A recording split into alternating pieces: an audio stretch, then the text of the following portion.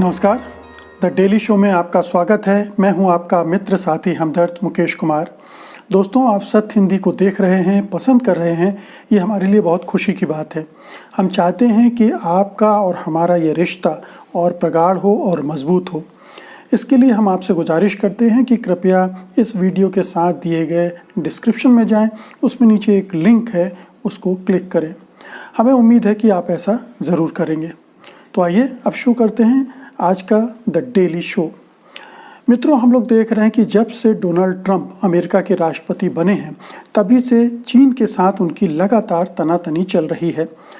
उन्होंने व्यापार युद्ध छेड़ा और जिस तरह से छेड़ा और जिस तरह के उस दौरान उन्होंने बयानात दिए, उसके बाद ये चर्चा गर्म हो गई थी कि अब एक नए शीत युद्ध की शुरुआत हो गई है।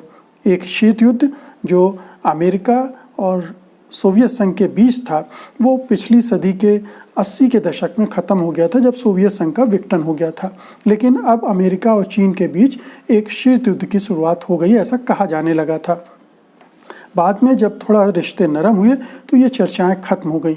लेकिन अब कोरोना के समय फिर से ये बात उठ पड़ी है कि क्या शीत युद्ध में उलझ रहे हैं दोनों देश। ख़ास तौर पे अभी जब अमेरिकी राष्ट्रपति डोनाल्ड ट्रंप ने लगातार चीन पर हमले करने शुरू कर दिए, एक के बाद एक आरोप ही नहीं लगाए, बल्कि उनके एजेंडे में चीन को बदनाम करना और चीन को अंतर्राष्ट्रीय स्तर पर अलग थलग करने की बात भी जुड़ गई। तो कुल मिला के देखें तो माहौल काफ़ी गर्म हो गया है। अमेरिकी राष्ट्रपति डोनाल्ड ट्रंप ने कई तरह से चीन पर हमले किए। वो लगातार कर रहे थे, बीच में रुक गए थे, पीछे भी हट गए थे। उन्होंने फिर दोहरा दिया कि ये जो कोरोना वायरस है वो चीन के लैब में बना है और चीन ने अंतर्राष्ट्रीय स्तर पर इस तरह का व्यवहार नहीं किया है जैसा उसे करना चाहिए था। शायद वो ये इशारा कर रहे हैं कि उसने समय पर चेतावनी नहीं दी, वगैरह वगैरह। हालांकि ये दोनों बातें जो दुनिया भर के विशेषज्ञ हैं, विश्व स्वास्थ्य संगठन है, सब इसका खंडन कर चुके हैं कि एक तो ये मानव निर्मित वायरस है ही नहीं, और दूसरा चेतावनी का जहाँ तक मामला है वो 31 दिसंबर को विश्व स्वास्थ्य संगठन दे चुका था। जनवरी में ख़ास तौर पर इसका ऐलान भी कर दिया गया था। तो ये कुल मिलाकर ये एक अभियान है जिसमें बहुत आक्रामकता भर दी है डोनाल्ड ट्रंप साहब ने। लेकिन केवल यही नहीं हुआ, अभी तक केवल वो बोल रहे थे, अब उनके विदेश मंत्री माइक पॉम्पियो भी बोलने लगे हैं। उन्होंने अमेरिका के 2 बड़े न्यूज़ चैनल्स को लगातार इंटरव्यू दिए और उनमें तरह तरह के आरोप चीन प्रशासन पर, चीनी सरकार पर, चीन पर लगाए और वही आरोप लगाए लगभग जो अमेरिकी राष्ट्रपति ने लगाए थे। लेकिन उनकी भाषा बहुत ख़राब थी और वो भाषा उसी तरह की थी जिस तरह की भाषा हम लोग शीत युद्ध के दौरान अमेरिका और सोवियत संघ के शीत युद्ध के दौरान सुनते थे। इसलिए इस जो शीत युद्ध की चर्चाओं को बल मिल गया है कि आखिरकार अमेरिकी सरकार, ट्रंप प्रशासन और विदेश मंत्री सब मिलकर जो कुछ बोल रहे हैं उसके क्या संकेत निकलते हैं, क्या माना जाए कि क्या सचमुच में वो एक नए शीत युद्ध का ऐलान कर रहे हैं। इस बीच अमेरिका की एक जानी मानी पत्रिका है पॉलिटिको, उसमें कुछ सामग्री ऐसी छपी जिससे इस तरह के आरोपों को बल मिला जो चीन के खिलाफ अमेरिकी प्रशासन लगा रहा है, डोनाल्ड ट्रंप और पॉम्पियो लगा रहे हैं। इस पत्रिका ने ये प्रकाशित किया कि चीन ने जब वहाँ पर वुहान में वायरस फैला, उसके बाद दुनिया भर में विभिन्न देशों से तरह तरह की मेडिकल सामग्री बड़े पैमाने पर खरीद कर अपने यहाँ स्टोर किया। इस रिपोर्ट का अर्थ ये निकालने की कोशिश की गई कि चीन जो है उसको समझ में आ गया था कि ये एक बड़ी पैंडेमिक है, अंतर्राष्ट्रीय महामारी है और पहले से स्टॉक कर लो सारी चीज़ें तो उसका इस्तेमाल किया जा सकेगा अंतर्राष्ट्रीय स्तर पर। जबकि इसको थोड़ा सा अगर लॉजिकली समझा जाए तो स्पष्ट रूप से ये देखा जा सकता है कि चीन में दुनिया की सबसे बड़ी आबादी बसती है, तो उसकी चिंता ज़्यादा बड़ी होगी कि अगर वुहान का वायरस चीन में और दूसरी जगहों पर फैला तो वो उससे कैसे निपटेगा। तो वो उसकी तैयारियों का हिस्सा रहा होगा। लेकिन इसको एक षड्यंत्र के रूप में अंतर्राष्ट्रीय स्तर पर पेश करने की कोशिश की जा रही है इस खरीदारी को। यही नहीं, चीन ने अपने यहाँ जो फैक्ट्रीज थी उसमें भी मेडिकल सामग्री बनाने की रफ्तार तेज़ कर दी थी। तो वो अपनी तैयारियों में लगा हुआ रहा होगा, लेकिन उसकी व्याख्या, उसका इंटरप्रिटेशन ये किया गया कि वो अंतर्राष्ट्रीय स्तर पर जो समस्या खड़ी होने वाली है उसको भुनाने की तैयारी कर रहा था। तो एक इस तरह का शक पैदा किया जा रहा है, चीन के बारे में संदेह का वातावरण बनाने की कोशिश की जा रही है।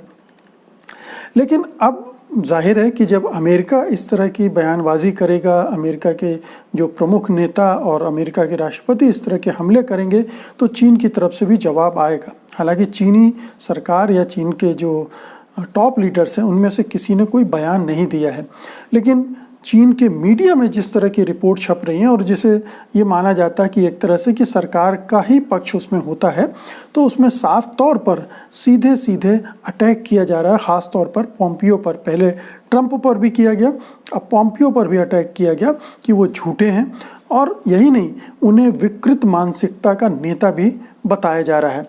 कहा जा रहा है चीनी मीडिया में कि अमेरिका को सोशलिस्ट रिपब्लिक ऑफ चाइना की जो तरक्की है, जो प्रगति है, वो खटक रही है। तो ये इसमें जितनी भी सच्चाई हो, लेकिन ये है कि बड़ी कड़वाहट दोनों तरफ के बयानों में देखी जा सकती है, और इसके आधार पर लोगों को लग रहा है कि एक तरह का टकराव, एक तरह का तनाव बिल्ड हो रहा है, जो शीत युद्ध के रूप में हमारे सामने आ सकता है। अब क्या हम इसको इस तरह से देख सकते हैं, क्या ये शीत युद्ध के लक्षण इनको मान सकते हैं क्या? तो पहले ये समझ लें कि शीत युद्ध दरअसल इस तरह का होता नहीं है, केवल बयानबाजियों तक सीमित नहीं रहता है, उसके कुछ और लक्षण होते हैं। जैसे एक तो सैन्य गोलबंदी होनी चाहिए, सैन्य टकराव की भी स्थिति बननी चाहिए पहले तो, कि दोनों देश सैन्य तैयारी करते हुए दिखें, एक दूसरे पर अटैक करने के लिए तैयारी करते दिखें, जो कि कहीं दिख नहीं रहा है। दोनों फ्रंट पर कोई सैन्य तैयारी नहीं दिख रही है। सैन्य तनाव थोड़ा बहुत है कुछ हिस्सों में दुनिया के, लेकिन वैसा सैन्य तनाव नहीं है जैसा रूस और सोवियत संघ के साथ हुआ करता था पिछली सदी में। तो उस तरह की बात कहीं नहीं है। मिलिट्री का जो टेंशन है वो कहीं नहीं है। किसी भी क्षेत्र को लेकर, थोड़ा दक्षिणी चीन सागर को लेकर तनाव है, वहाँ पर चीनी गतिविधियों को लेकर अमेरिका और चीन के बीच में थोड़ा तनाव रहता है, लेकिन ऐसा नहीं है कि वो टकराव और सीधे सीधे युद्ध में तब्दील हो जाए। दूसरी बात यह है कि जब ऐसा होता है तो ब्लॉक बनते हैं, गुटबंदी होती है, गोलबंदी होती है, सैन्य गोलबंदी होती है, वो कहीं नहीं दिख रही है। एक तो ट्रंप ने कोशिश की है और ऐसा लग रहा है कि ब्रिटेन उसके पीछे चलेगा, उसका पिछलग्गू देश भी है वो, तो वो चीन के मामले में थोड़ा सा अपना रुख बदलता हुआ दिख रहा है। लेकिन मोटे तौर पर और भी कोई देश ट्रंप के साथ जाता हुआ नहीं दिख रहा है। इसकी सबसे बड़ी वजह तो ये है कि ट्रंप ने खुद ही अपने एलाइज के साथ, अपने मित्र देशों के साथ संबंध खराब कर रखे हैं, तो उनका साथ देने के लिए कोई देश इस समय आएगा नहीं, और फिर वो सब संकट में फंसे हुए हैं। दूसरी बात यह है कि इस पिछले 3.5 सालों में अमेरिका ने, ट्रंप ने नाटो को भी कमज़ोर कर दिया है। जो उनका मिलिट्री अलायंस है उसमें भी बहुत ज़्यादा हलचल नहीं है और बहुत टकराव है, क्योंकि ट्रंप साहब कह रहे हैं कि बाकी पार्टनर्स को भी उसी अनुपात में पैसे देना चाहिए, फंड करना चाहिए नाटो को। अमेरिका अकेले जिम्मेदारी नहीं लेगा इतनी सारी। तो ये टकराव की और बिखराव की एक वजह है। तो नाटो आज उस तरह से नहीं दिख रहा है जैसा सोवियत संघ के ज़माने में होता था। तो इस तरह की गोलबंदी भी नहीं दिख रही है। तो अब क्या हम इसको शीत युद्ध मान सकते हैं? मुझे लगता है कि ये शीत युद्ध की स्थिति नहीं है। ये दरअसल 2 चीज़ों की तरफ इशारा करता है। एक तो ये है कि ट्रंप साहब को नवंबर में होने वाले चुनाव की चिंता सता रही है, और उसके लिए ये पैंतरेबाजी वो दिखा रहे हैं अमेरिकी जनता को, अमेरिकी मतदाताओं को भ्रमित करने के लिए कि जो कुछ भी आप भुगत रहे हो कोरोना वायरस की वजह से, वो सिर्फ चीन की वजह से है और उसमें मेरी कोई गलती नहीं है, मैंने बहुत अच्छे से काम किया है। जबकि सब लोग देख रहे हैं कि ट्रंप पूरी तरह से नाकाम रहे हैं, उनकी लीडरशिप फेल रही है। तो इसको छुपाने के लिए, ढांपने के लिए एक दूसरा दुश्मन खड़ा किया जा रहा है जिस पर निशाना साध कर वो अपने को बचाना चाहते हैं और नवंबर के इलेक्शन में एक राष्ट्रवाद चीन के खिलाफ उभार कर अपनी जीत को सुनिश्चित करना चाहते हैं, क्योंकि वो बहुत पिछड़ गए हैं। जो उनके प्रतिद्वंदी उम्मीदवार हैं उनसे पीछे चल रहे हैं कई परसेंटेज पॉइंट। तो इस तरह से वो एक तैयारी तो ये कर रहे हैं।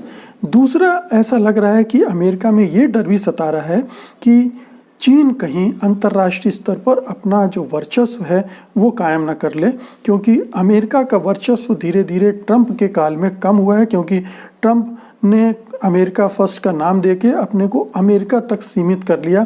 अंतर्राष्ट्रीय राजनीति में उस तरह से वो सक्रिय नहीं रहे जैसे पहले रहते थे, और इसकी वजह से अब एक छोटा सा वैक्यूम बना है अंतर्राष्ट्रीय राजनीति में, जिसको चीन भरने की कोशिश कर रहा है। और इस कोरोना संकट के समय भी वो लीडरशिप के मामले में सबसे आगे जाने की कोशिश कर रहा है। तो एक तो लीडरशिप की बात है, और दूसरी तरफ एक दौड़ होड़ पूरी दुनिया में चल रही है कि कौन कोरोना का टीका सबसे पहले बनाता है। ऐसी खबरें हैं कि चीन इस मामले में आगे है, और कहीं खुदा ना खास्ता उसने पहले टीका बना लिया और तो उसके लिए पूरी दुनिया का बाज़ार खुल जाएगा। उसके पास मतलब कमाने का, लाभ कमाने का एक बहुत बड़ा मौका मिल जाएगा। और ये दुनिया भर के देश यही इसी फिराक में हैं कि जल्दी से रिसर्च करके जल्दी से टीका बनाए। अमेरिका में भी तमाम कंपनियां लगी हुई हैं। सबको लग रहा है कि ये एक ऐसा हो सकता है कि जैकपॉट हो सकता है, कारू का खजाना हो सकता है अगर ये खोज कर ली जाए तो ये तमाम डर हैं जो अमेरिका को, अमेरिकी प्रशासन को, ट्रंप को सता रहे हैं, और इसलिए भी वो चीन पर अटैक किए जा रहे हैं ताकि चीन उनसे बढ़त न ले पाए किसी भी मोर्चे पर। लेकिन चीन अब बहुत मजबूत देश है। चीन आर्थिक सुपर पावर भी है और सैन्य पावर भी है उसके पास, और अब चूंकि अमेरिका उतार पे दिख रहा है अपने ट्रंप प्रशासन की लापरवाहियों की वजह से, इसलिए चीन भारी पड़ता हुआ भी दिख रहा है। तो ये पूरी स्थिति है, लेकिन ये शीत युद्ध वाली बात इसमें कहीं दिखाई नहीं दे रही है। तो शीत युद्ध के खतरे को फिलहाल आप अपनी दिमाग से निकाल सकते हैं। तो मित्रों, ये था आज का द डेली शो। उम्मीद है कि आपको जो अंतर्राष्ट्रीय राजनीति में अमेरिका और चीन के टकराव से स्थितियां बन रही हैं और जिसको लेकर कुछ भ्रम पैदा हो रहे हैं, वो आपके कम हुए होंगे। और ये वीडियो आपने पसंद किया होगा। अगर पसंद किया तो इसे लाइक ज़रूर कीजिएगा, इसे शेयर भी कीजिएगा और इस चैनल को सब्सक्राइब भी कीजिएगा। जाते जाते आपसे फिर से एक निवेदन, इस वीडियो के साथ दिए गए डिस्क्रिप्शन में ज़रूर जाइएगा, वहाँ एक लिंक है, उसको क्लिक कीजिएगा। उम्मीद है आप ऐसा करेंगे। तो अब मुझे अनुमति दीजिए। नमस्कार। सत्य हिंदी के और वीडियोस को देखने के लिए हमारे YouTube चैनल को सब्सक्राइब करें